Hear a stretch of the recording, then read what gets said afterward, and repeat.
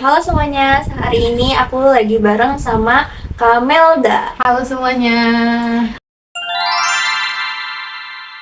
Halo semuanya. Oke Kamelda, aku mau nanya dong, kakak nih dari jurusan apa dan semester berapa? Aku Melda Febriana, aku dari semester 5 dari jurusan Komunikasi dan Penyiaran Islam IIKI Jakarta. Kayak FYI teman-teman, Melda ini salah satu peserta beasiswa Cendekia Basnas. Kita kepoin yuk, gimana sih prosesnya gitu. Oke, yang pertama nih, apa aja sih proses pendaftarannya? Jadi waktu kakak lihat persyaratannya, bagian mana gitu yang menurut kakak tuh paling bertantang dan kakak tuh lihat info itu dari mana? Aku ngeliat info di Instagram kampus di mana ada gitu beasiswa Cendekia Basnas. Akhirnya pas ada kesempatan beasiswa dari kampus ya, yang beasiswa Cendekia Basnas ini, aku kepo cari tahu beasiswa Cendekia Basnas ini apa. Nah setelah itu akhirnya aku cari informasi apa aja syarat pendaftarannya.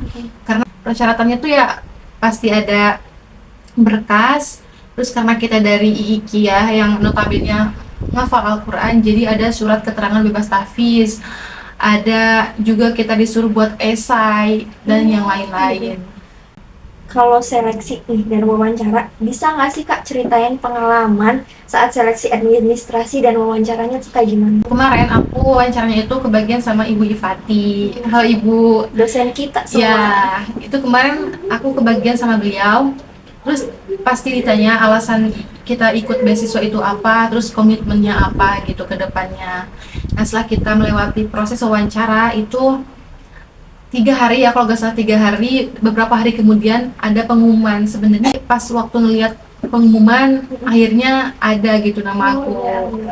Kan waktu itu ada esai nih, Ya. ada nggak pesan untuk kita gitu sebagai mahasiswa untuk kamu kayak kamu sampaikan lewat situ, lewat esai itu tuh, ada nggak?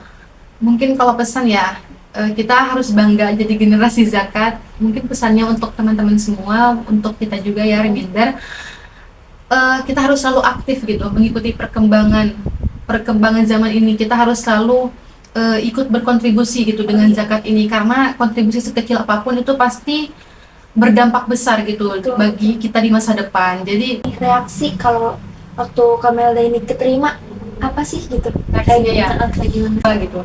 Ternyata ada temen aku tuh kayak ngabarin kalau ternyata kita itu keterima gitu.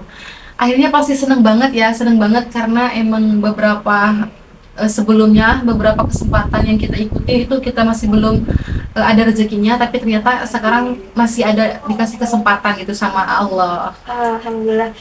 Apa sih pesan motivasi buat teman-teman yang mungkin merasa minder gitu atau kayak ragu buat nyoba buat daftar? Oke, pesan buat teman-teman ini kayak pengingat juga ya buat kita. Jangan pernah takut intinya. Tapi kalau misalnya kita sudah nyoba, rasa takut itu tuh kayak pelan-pelan tuh mulai hilang gitu. Jadi jangan pernah takut ya. Jadi coba aja dulu, mau berhasil mau enggak, toh nanti juga yang penting mah kita udah nyoba aja gitu.